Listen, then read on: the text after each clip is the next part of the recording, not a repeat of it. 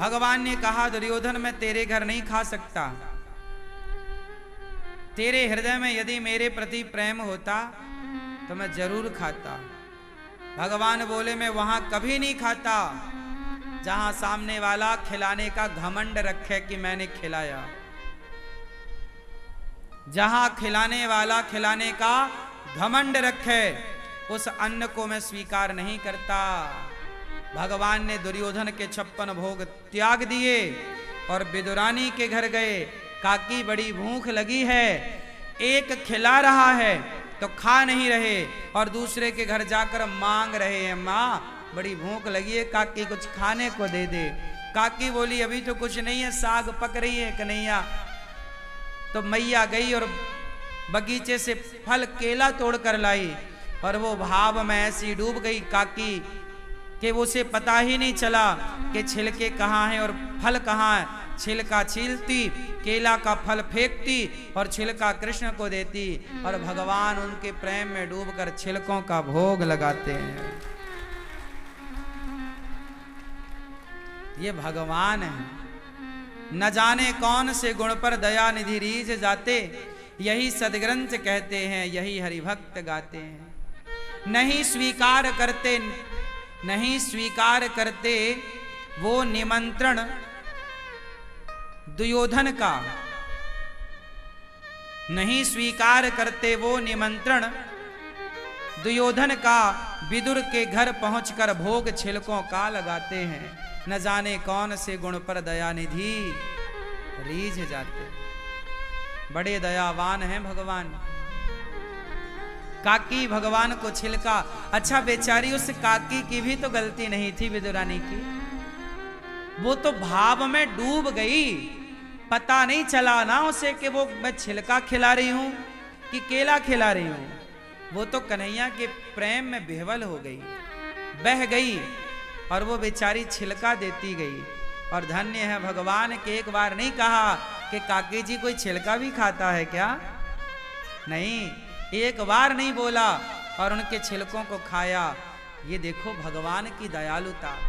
तुम भगवान को 56 भोग लगाते हो, यदि इस घमंड से लगाते हो कि मैं लगा रही हूं, मैं लगा रहा हूं, तुम्हारे इस घमंड को स्वीकार नहीं करेंगे। यदि प्रेम है तो प्रेम के तुम झूठे बेर खवाओगे ना, छिलके खिलाओगे ना। खड़ा चावल सुदामा ने क्या चावल दिए, मुट्ठी भर चिवड़ा दिया। भगवान भाव का भूखा हूं मैं, भाव ही एक सार है और भाव से भजले मुझे तो भव से बेड़ा पार है। भावग्राही जनार्दना। भगवान ये नहीं देखते कि आप कितने धनवान हैं, आप कितने अमीर हो, कितने गरीब हो, आपकी जाति क्या है, आपका धर्म क्या है। भगवान ये कुछ नहीं देखते। भगवान तो सिर्फ ये देखते हैं कि आपके अंदर भगवान के प्रति भाव और प्रेम कितना है। वो प्रेम है तो तुम्हारी हर चीज स्वीकार है और प्रेम नहीं है तो कहां स्वीकार है। प्रेम है तो प्रेम से एक पुष्प चढ़ा दो, स्वीकार है। पत्रम पुष्पम फलम तोयम, एक पत्ता चढ़ा दो, एक पुष्प चढ़ा दो, एक आंसू चढ़ा दो, एक बूंद जल चढ़ा दो। प्रेम है तो मैं आपकी बासी रोटी खा सकता हूं और प्रेम नहीं है तो आपके 56 भोग भी नहीं खाऊंगा, भले पेट में भूख कितनी हो।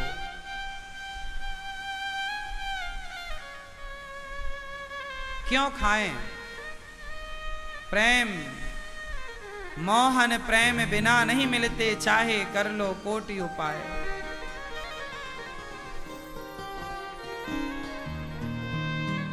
मिलहि न रघुपति बिन अनुरागा,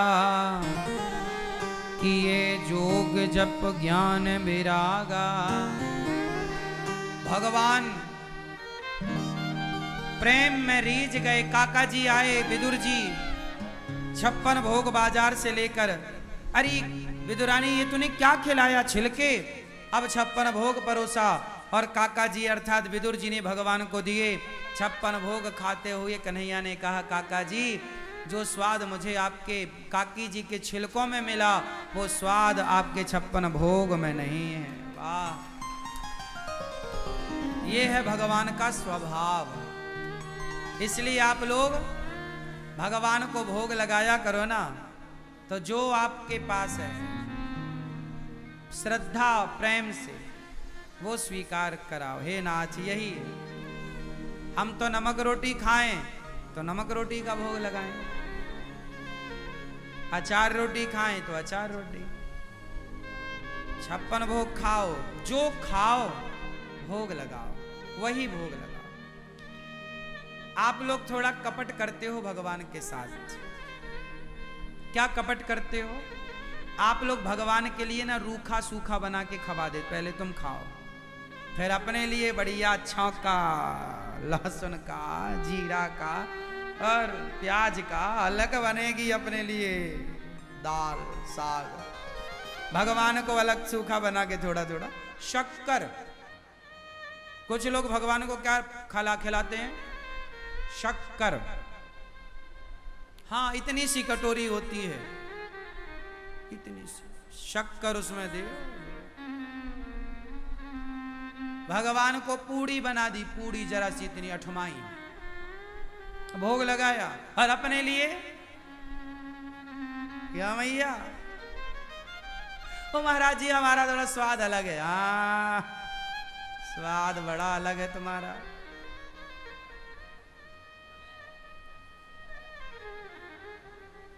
हमारी भाषा में तो जो भगवान का प्रसाद है वही सबसे बड़ा स्वाद है। बिना प्रसाद का अमृत ही क्यों ना हो, वो स्वीकार नहीं। आप लोग लहसुन प्याज खाते हैं, हम ये नहीं कहते कि आप आज ही छोड़ दो, आपकी भी आदत है, आप भी मजबूर हैं।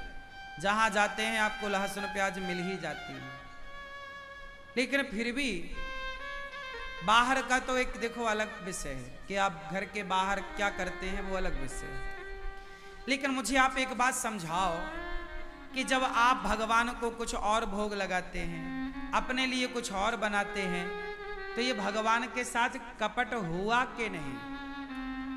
क्यों नहीं हुआ? हम आपको कुछ और खिलाएं और हम कुछ और खाएं, तो ये तो कपट हुआ नहीं हुआ? तो फिर आप लोग अपने घर में भगवान को रखते हैं और अपने घर में रखकर भगवान के साथ कपट करते हैं, नहीं? सही है ना? ऐसा करते हैं ना लोग। लोगों के घर में 2 बार भोजन बनता है, एक बार सिंपल भगवान के लिए जरा सा, फिर अपने बच्चे परिवार पति सास सबके लिए मस्त अलग।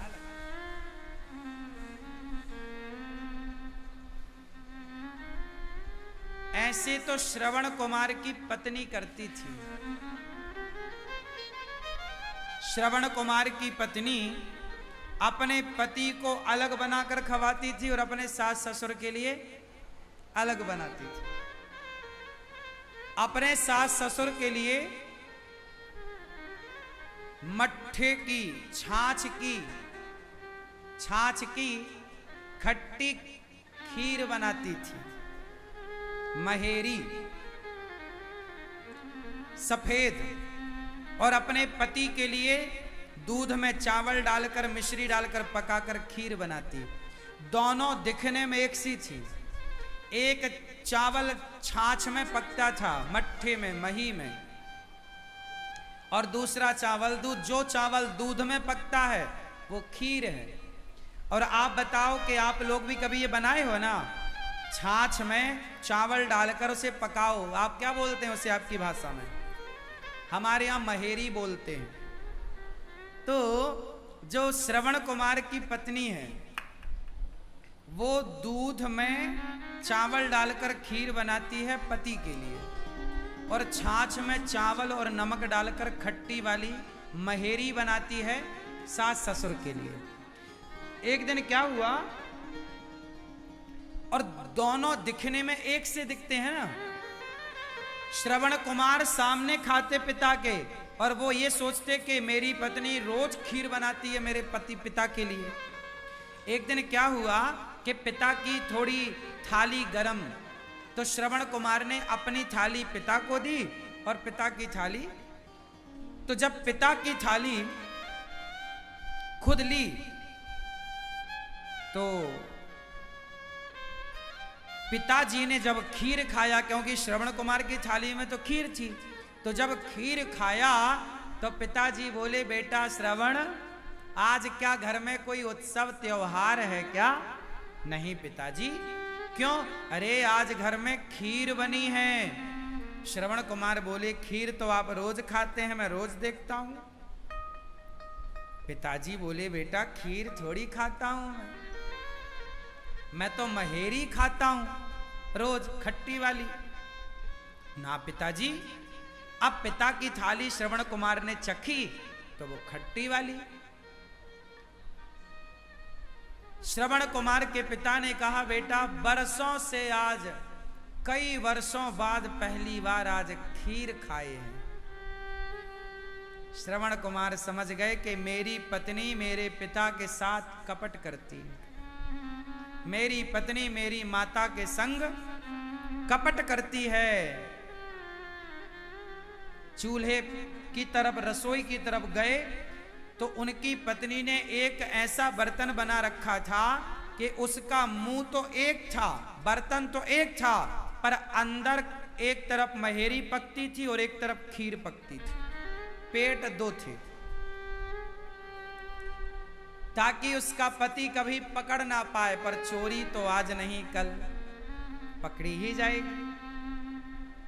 श्रवण कुमार ने कहा कि तुमने मेरे माता पिता के साथ कपट किया है, अब मैं अपने माता पिता की सेवा तुमसे नहीं कराऊंगा, मैं खुद करूंगा।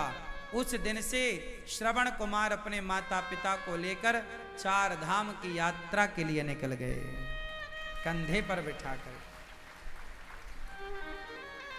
पहले का बेटा अपने माता पिता से कपट नहीं करता था, आजकल की औलादें कुछ कपट करने लग गई है ना। बहुत सारे घरों में आज ऐसा होता है, देखो आप लोग तो बहुत अच्छे हैं, लेकिन आज भी घरों में ऐसा होता है कि घर में कोई अच्छी चीज बनती है ना, वो बच्चों को दी जाती है, पति पत्नी और बच्चे खा लेते हैं, पर वो अच्छी चीज ना सास ससुर तक कम पहुंचती है। आज भी होता है, सबके घर नहीं होता, पर बहुतों के घर ऐसा होता है। सास ससुर को केवल दाल चावल सब्जी रोटी मिलेगी, कुछ विशेष पकवान आया बाजार से या कोई विशेष चीज बनी तो वो कुछ लोगों को मिलती भी होगी, पर कुछ लोगों को, कुछ लोग मतलब कुछ % ऐसी भी बहुएं हैं, ऐसे भी बेटे हैं जो अपने माँ बाप से आज भी कपट करते हैं, है ना, करते हैं। कभी कपट नहीं करना चाहिए खाने पीने की चीजों में। आप जितना अच्छा खाते हैं, सामने वाले को उससे भी अच्छा खिलाने की कोशिश करो, क्योंकि अन्न में ईश्वर का वास होता है। जब किसी का पेट भरता है, चाहे वो पति का हो, पत्नी का हो, पुत्र का हो, माता का, पिता का, दीन का, दुखी का, जब किसी का पेट आप भरते हैं तो पेट भरने से वो व्यक्ति तृप्त नहीं होता, उस व्यक्ति के भीतर बैठे भगवान तृप्त होते हैं, क्योंकि भगवान तो सबके भीतर बैठे हैं ना। यदि हमने आपसे कपट किया तो वो कपट आपसे नहीं होगा, वो कपट तो भगवान से होगा। इसलिए आप लोगों ने गौरी गोपाल आश्रम में देखा होगा, जो दाल हम स्वयं खाते हैं, जिस क्वालिटी का चावल हम खुद खाते हैं, वही क्वालिटी का दाल चावल आप सबके लिए, हजारों भक्तों के लिए होता है। सबसे बढ़िया वाला चावल भारत में आता है बासमती। वो बासमती का चावल आप चेक कर सकते हैं अन्य क्षेत्र में जाकर, जो 30,000 लोगों की रसोई बढ़ती है, सबके लिए वही चावल है। वही चावल हम खाते हैं, वही आप खाते हैं। यदि मैं कुछ खाऊं, आपको कुछ खवाऊं, तो ये कपट हो जाएगा। और अनिरुद्धाचार्य कपट करके ईश्वर को क्या जवाब देगा।